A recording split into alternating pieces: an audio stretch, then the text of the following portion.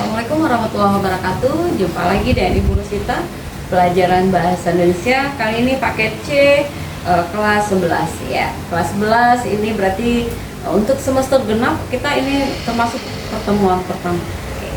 Pertemuan pertama kita tentang modul yang kita pakai adalah modul tema 9 ya, setara dengan kelas 11.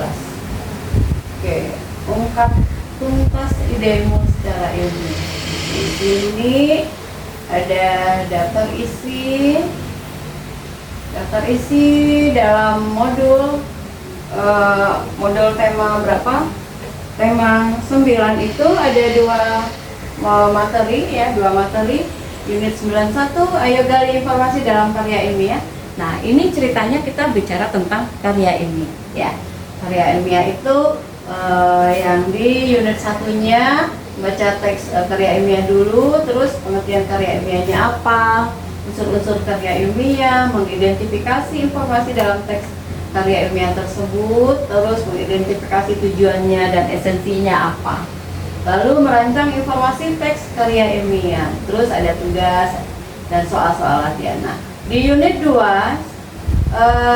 tetap tentang karya ilmiah juga, tapi lebih ke menganalisis sistematika teks karya ilmiah, menganalisis ciri kebahasaannya, lalu ada menyusun teks karya ilmiah. Nah, tugas dan soal latihannya itu.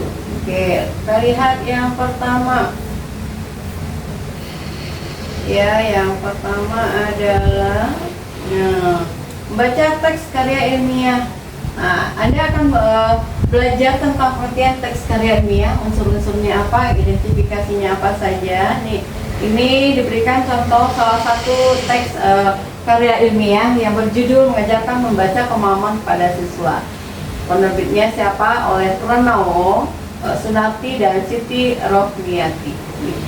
Di pendahuluan ada banyak alasan bagi seorang siswi atau siswa SMU harus menguasai kemampuan membaca pemahaman, yaitu membantu siswa meningkatkan kemampuan belajarnya, terus mempercepat untuk membaca dengan memperolehan pengetahuan yang lebih banyak, terus memberikan wawasan secara luas ya, berarti tambahan wawasan, terus membiasakan siswa berpikir kritis ya, sesuai dengan logika. Nah, alasan-alasan semacam itu rasional, mengingat siswa SMU itu secara psikologis telah menunjukkan kematangan karena fungsi-fungsi biologis ya, jadi ya. Terus ini masih ada pendahuluan. Nah, yang kedua adalah studi kepustakaannya. Studi kepustakaannya apa?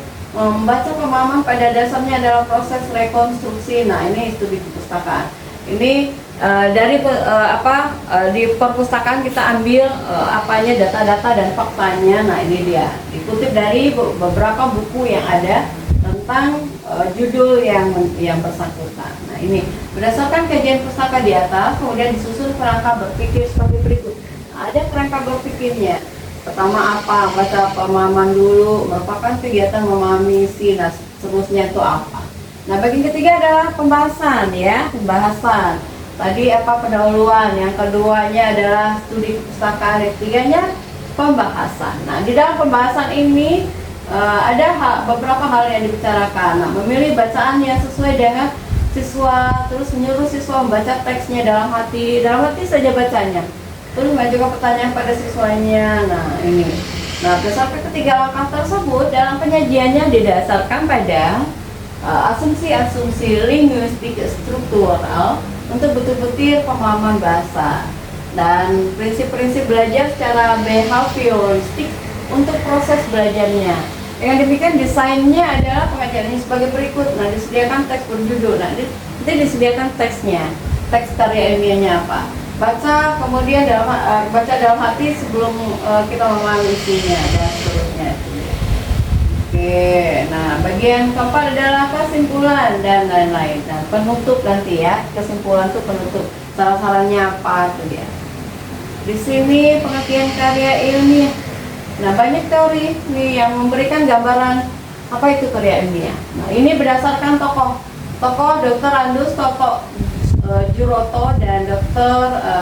Bambang Supriyadi menyebutkan bahwa karya ilmiah merupakan serangkaian kegiatan penulisan berdasarkan hasil penelitian yang sistematis.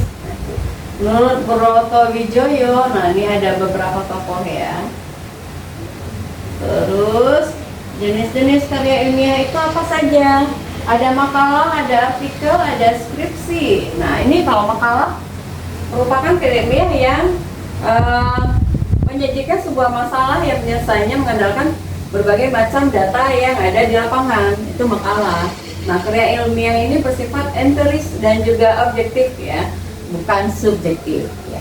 Dalam penyajiannya makalah biasanya dipresentasikan dalam sebuah kegiatan seminar biasa ya. Ini lengkapnya lebih kecil, oke.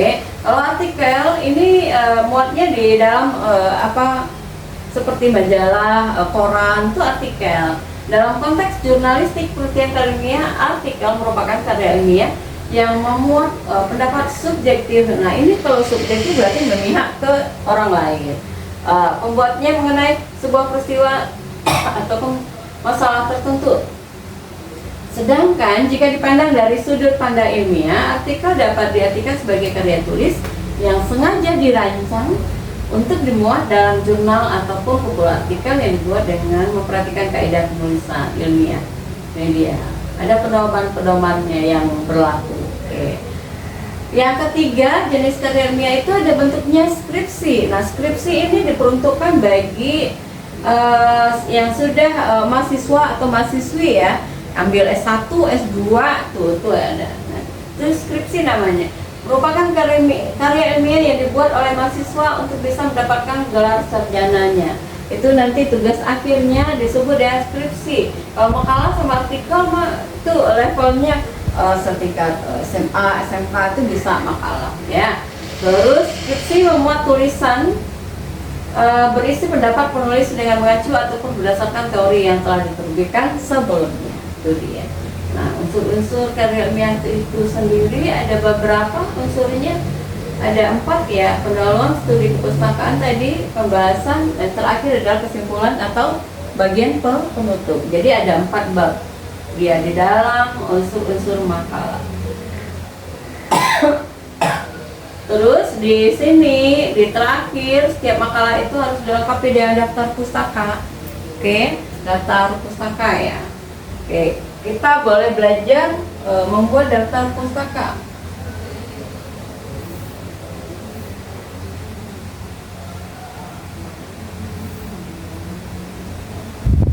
Kita coba belajar membuat daftar pustaka. Contoh daftar pustaka.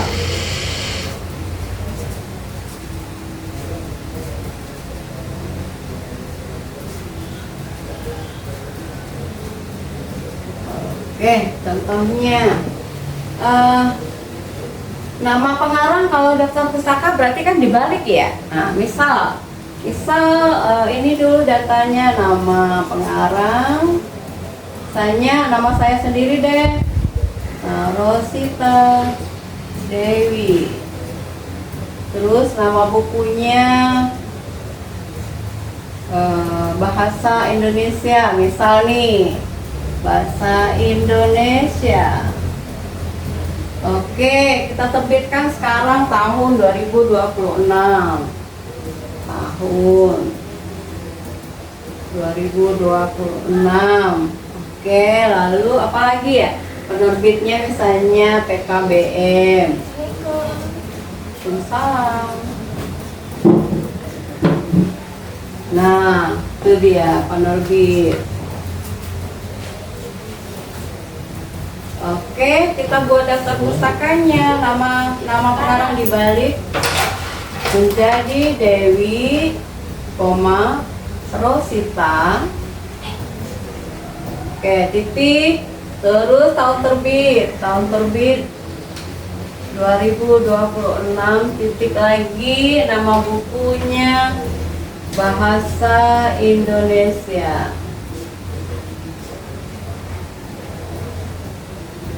Titik, lalu penerbitnya adalah PKBM.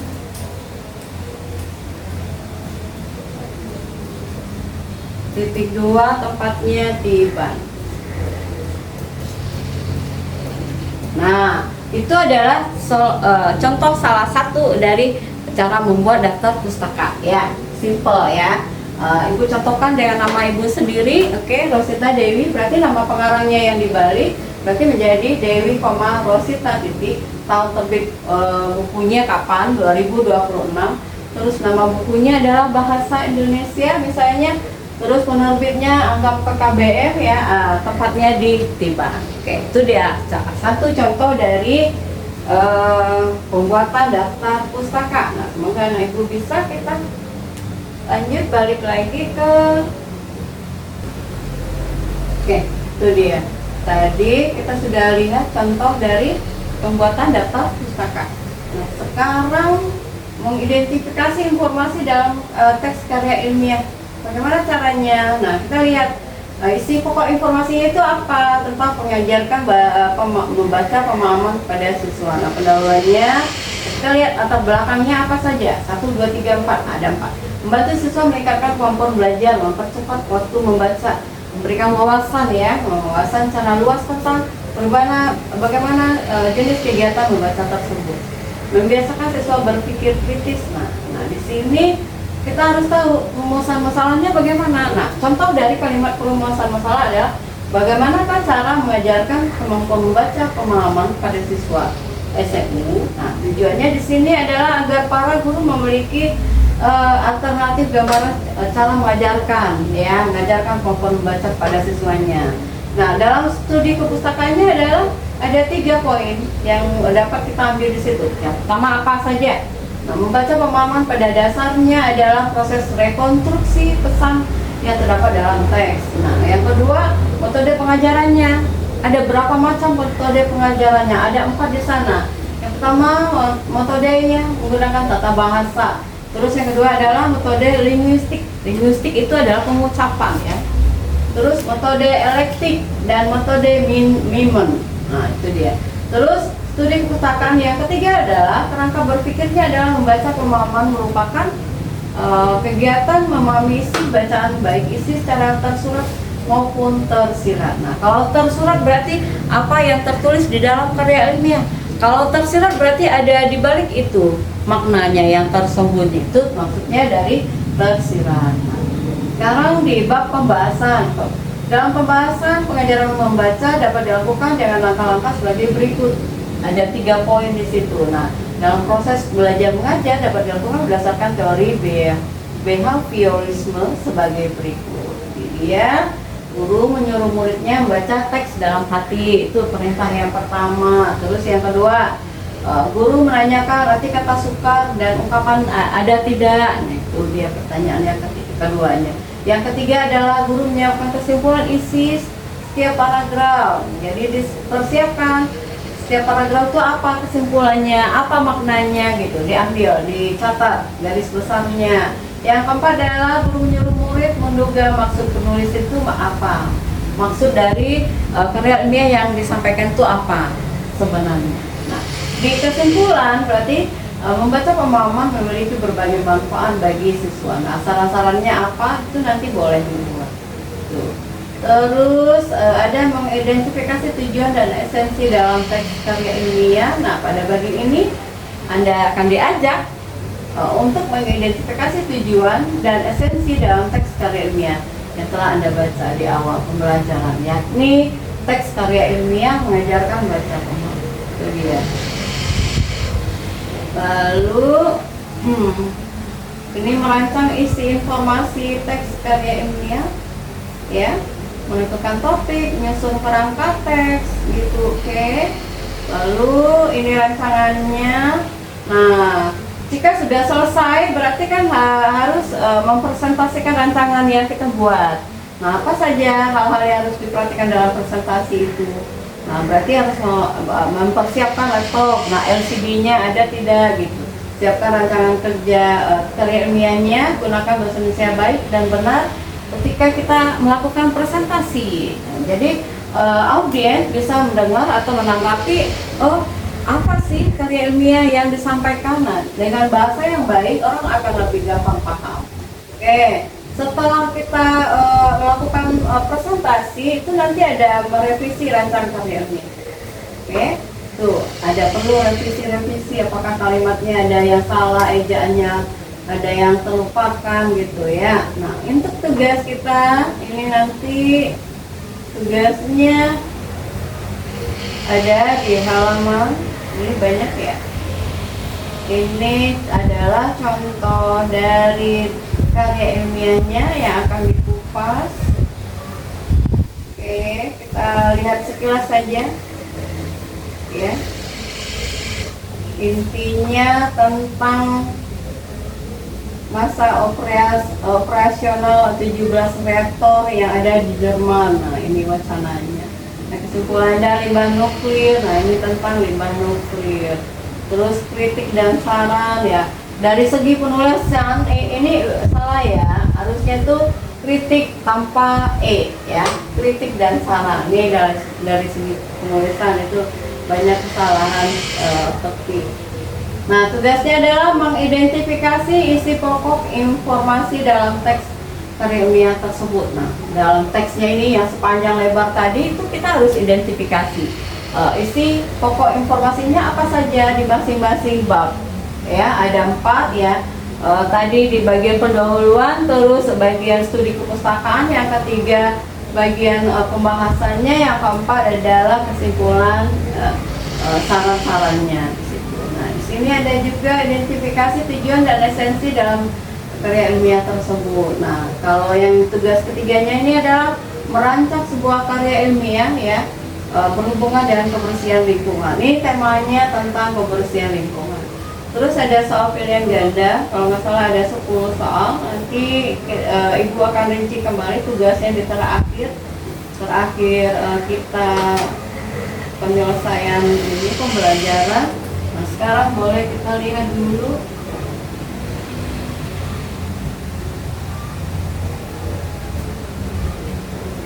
Oke, kita lihat.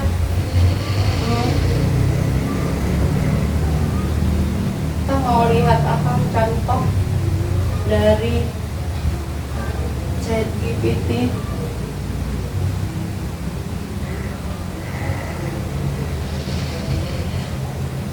ChatGPT, oke.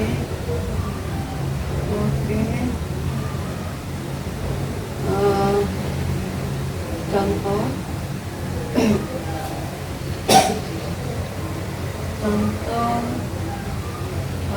karya ilmiah.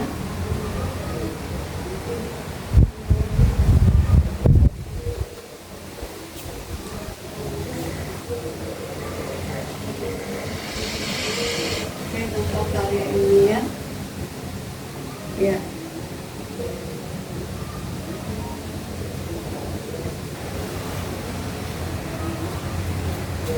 Nah, ini lebih menarik karya ilmiahnya. Judulnya pengaruh penggunaan media sosial. Oke. Oi, kenapa dia lebih gede? Oke. Pengaruh penggunaan media sosial terhadap prestasi belajar siswa. Nah, abstrak. Nah, ini abstrak ini berarti prakata ya. Media sosial merupakan bagian dari kehidupan sehari-hari siswa. Ini temanya lebih mendalam ya, lebih ke jiwa anak muda ya, jadi lebih gampang dicermati. Nah, penggunaan media sosial yang tidak terkontrol dapat berdampak pada prestasi belajar. Penelitian ini bertujuan untuk mengetahui pengaruh penggunaan media sosial terhadap prestasi belajar siswa. Metode yang digunakan adalah studi literatur dan observasi sederhana. Nah, hasil penelitian menunjukkan bahwa penggunaan media sosial secara berlebihan dapat menurunkan konsentrasi belajar. Itu ada efek-efek negatifnya. Namun, jika digunakan secara bijak dapat membantu proses pembelajaran. Nah, kata kunci yang kita gunakan adalah media sosial, prestasi belajar, dan kata siswa. Nah, di dalam pendahuluannya, perkembangan teknologi informasi membawa perubahan besar dalam dunia pendidikan. Nah, media sosial seperti Instagram ya, yang sering kita gunakan, ada TikTok, oke, dan WhatsApp banyak digunakan oleh siswa. Nah, di satu sisi media sosial dapat menjadi sarana pembelajaran, namun di sisi lain dapat menimbulkan dampak negatif apabila penggunaannya tidak terkontrol. Jika Instagram kita pakai dalam waktu dari pagi sampai malam tanpa henti, nah, kepala tuh bisa pecah gitu ya. Mata nanti gampang cepat rusak ya, cepat rabun. Nanti alih-alih pakai kacamata yang minusnya tebal ya, kacamatanya yang tebal. Nah, oleh karena itu perlu dikaji pengaruh media sosial itu terhadap prestasi belajar siswa. Nah, berdasarkan pendahuluan tersebut, perumusan masalah yang dapat kita ambil adalah bagaimana pengaruh penggunaan media sosial terhadap prestasi belajar siswa. Yang kedua ada dampak positif ya, ada negatif media sosial dalam proses belajar. Tujuan dari penelitian itu adalah untuk mengetahui pengaruh penggunaan media sosial terhadap prestasi belajar siswa serta dampak yang ditimbulkannya. Nah, metode penelitian yang kita gunakan adalah metode penelitian bentuknya deskriptif dengan teknik studi literatur dari buku, jurnal, dan artikel ilmiah serta observasi terhadap kebiasaan belajar siswa. Ya. Terus di pembahasannya hasil kajiannya menunjukkan bahwa siswa menggunakan media sosial secara berlebihan ya cenderung mengalami penurunan fokus belajar. Nah, ini kata-kata yang dapat garis bawahi adalah penggunaan media sosial secara berlebihan cenderung mengalami penurunan fokus belajar. Namun media sosial juga dapat dimanfaatkan sebagai sarana diskusi, berbagi materi ke orang lain ya, terus mencari informasi pendidikan jika digunakan secara bijak. Nah, salah satu Ibu kasih contoh.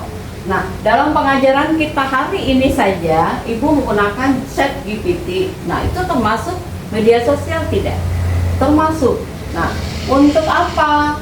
Untuk berbagi materi ya, berbagi materi supaya kalian bisa lebih menangkap materi yang kita ajarkan.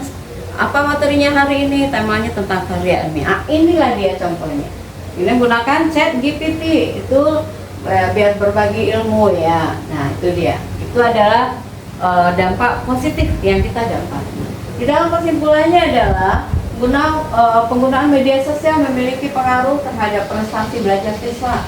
Dampak negatifnya dapat diminimalkan, dapat dikurangi ya. Minimal itu maksudnya dikurangi dengan pengaturan waktu dan memanfaatkan media sosial secara positif untuk kegiatan pembelajaran. Itu dia ya, diminimalisir ya. Oke, daftar pustakanya Slameto nama pengarangnya, terus tahun terbitnya 2015.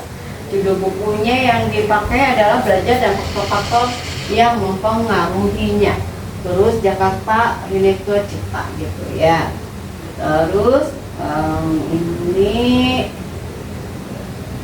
boleh minta topik lain, cukup tidak waktunya? Kita lihat. Kita sampai 10.20. Contoh tema yang lain.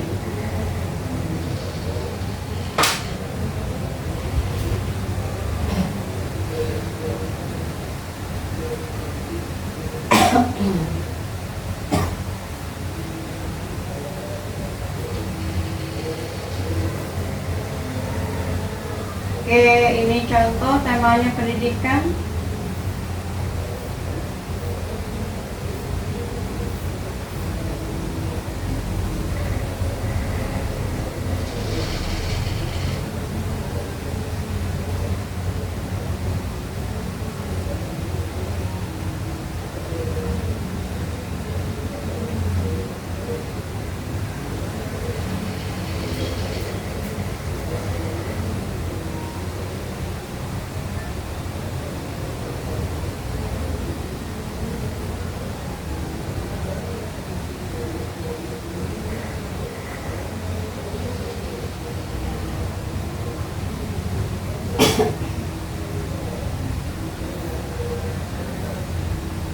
Nah, ini tentang dampak sampah ya.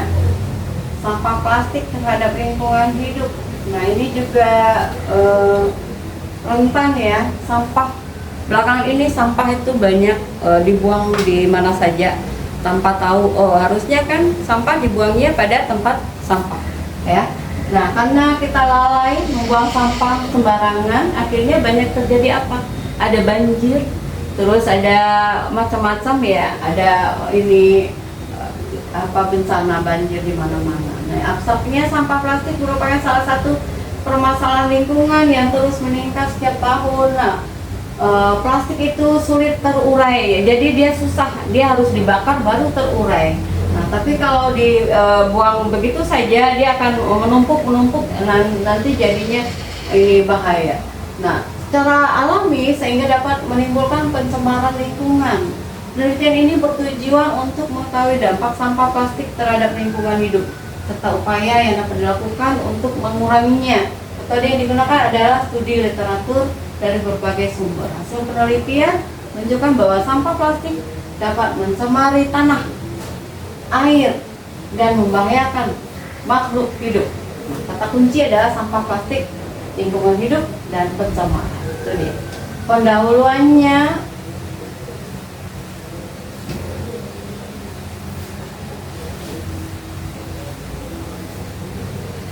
pendahuluannya lingkungan hidup memiliki peran penting bagi kelangsungan hidup manusia dan makhluk hidup lainnya. Namun meningkatnya penggunaan plastik dalam kehidupan sehari-hari menyebabkan bertambahnya jumlah sampah plastik. Nah, plastik banyak digunakan karena praktis dan murah, ya, tetapi memiliki dampak buruk bagi lingkungan. Oleh karena itu perlu dilakukan kajian mengenai dampak sampah plastik terhadap lingkungan hidup. Nah, rumusan masalah yang dapat kita ambil ada dua ya. Apa saja dampak sampah plastik terhadap lingkungan hidup itu, terus bagaimana upaya yang dapat dilakukan untuk mengurangi sampah plastik. Nah, tujuan penelitiannya adalah untuk mengetahui dampak sampah plastik terhadap lingkungan hidup serta upaya penanggulangan. Ini metode penelitiannya menggunakan metode deskriptif ya, tetap sama deskriptif itu dengan studi literatur, berarti harus mencari data-data di perpustakaan ya. Terus pembahasannya sampah plastik yang dibuang sembarangan dapat mencemari tanah dan air. Plastik juga dapat menyumbat saluran air sehingga menyebabkan banjir. Nah, selain itu sampah plastik yang berada di laut dapat membahayakan hewan laut karena sering disangka sebagai makanan. Nah, nanti kalau masuk ke perut itu mau jadi apa? Jadi nggak berkembang, bisa cepat mati, punah ikan-ikan di laut. Nah, upaya yang dapat dilakukan untuk mengurangi sampah plastik antara lain dengan menerapkan prinsip 3R. 3R apa? Reduce, reuse, sama recycle. Nah, serta meningkatkan kesadaran masyarakat akan pentingnya menjaga lingkungan. Oke, nah kesimpulannya sampah plastik memiliki dampak negatif yang besar terhadap lingkungan hidup. Berarti dia sisi negatif saja yang banyak kalau plastik ya. Oleh karena itu diperlukan peran serta masyarakat dalam mengurangi penggunaan plastik dan mengelola sampah dengan baik demi kelestarian lingkungan. Nah, daftar pustaka ada, itu dia. Itu adalah contoh dari beberapa contoh karya ilmiah ya. Tugas kita hari ini adalah tugas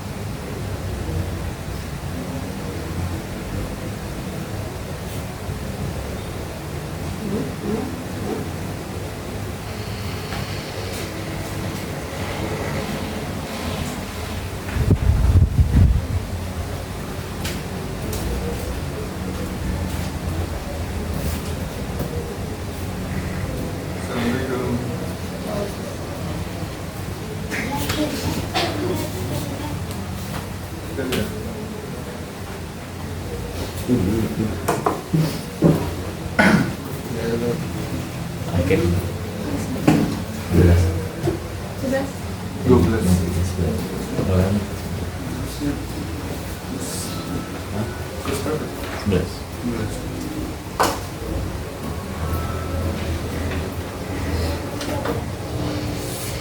Oke, tugas kita hari ini untuk kelas 11 ya. Kelas 11 itu modul tema 9.1 yang menjawab soal uraian ada 3 soal, terus ada pilihan gandanya nomor 1 sampai 10 itu harus dijawab dengan benar. Oke. Untuk pertemuan kita kali ini kita bicara dari awal sampai akhir tadi tentang karya ilmiah ya. Karya ilmiah kita sudah kasih contoh-contoh, beberapa contoh karya ilmiah yang menarik biar gampang dipahami. Oke, untuk pembelajaran hari ini kita cukupkan sampai di sini. Sampai jumpa lagi untuk pertemuan selanjutnya. Selamat pagi. Assalamualaikum warahmatullahi wabarakatuh.